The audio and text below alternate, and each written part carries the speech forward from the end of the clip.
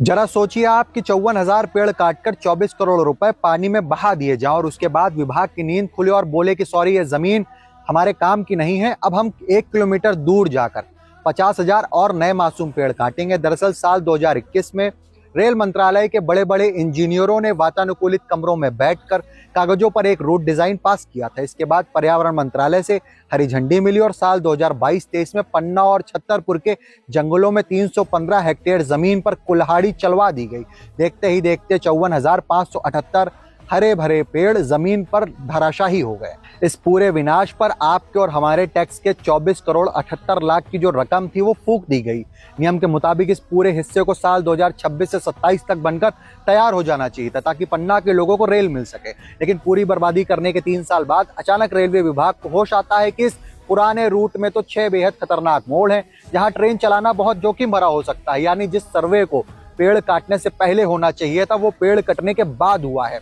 अब अपनी इस घोर नाकामी को छुपाने के लिए विभाग ने उस पुराने रूट को रद्द कर दिया और 1 किलोमीटर दूर एक नया रूट तय किया है, जिसके बाद वन विभाग के कर्मचारी इस नए रूट की 258 हेक्टेयर जमीन पर जाकर फिर से 50,000 नए पेड़ों को काटने की तैयारी में जुट चुके हैं। अफसरों की इस लापरवाही से प्रोजेक्ट सीधे 3 साल पीछे चला गया है, जिससे इसकी लागत, समय और महंगाई को देखते हुए करोड़ों रुपए और बढ़ गई है। क्या केंद्रीय रेल मंत्रालय और पर्यावरण मंत्रालय के मंत्रियों और शीर्ष अधिकारियों को इसकी भनक नहीं थी? जब आज पूरा देश रिकॉर्ड तोड़ 48 डिग्री के तापमान में झुलस रहा है, कई हिस्सों में पानी की एक एक बूंद के लिए लोग हाहाकार मचा रहे हैं, तब विकास की आड़ में 1 लाख से ज्यादा पेड़ों की ये हत्या क्या भविष्य में किसी बड़ी प्राकृतिक आपदा को निमंत्रण दे रही है? रेलवे इस प्रोजेक्ट पर काम करते हुए नए रूट के पहाड़ों को काट कर निकलने वाला लाखों टन नुकीला मलबा पन्ना टाइगर रिजर्व के शांत कोर एरिया के अंदर ही फेंकना चाहता है।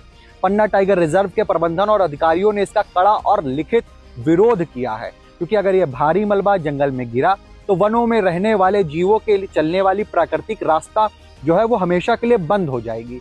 बारिश में मलबा बहकर जंगल के नदी नालों को चोक कर देगा, जहां से बेजुबान जानवर अपनी प्यास बुझाते हैं। यानी जो पेड़ कटने से बच भी जाएंगे वो मलबे के नीचे दबकर नष्ट हो जाएंगे और बेजुबान जानवर प्यास से तड़प तड़प कर मर जाएंगे। बाकी इस पूरी लापरवाही में आपकी अपनी क्या राय है?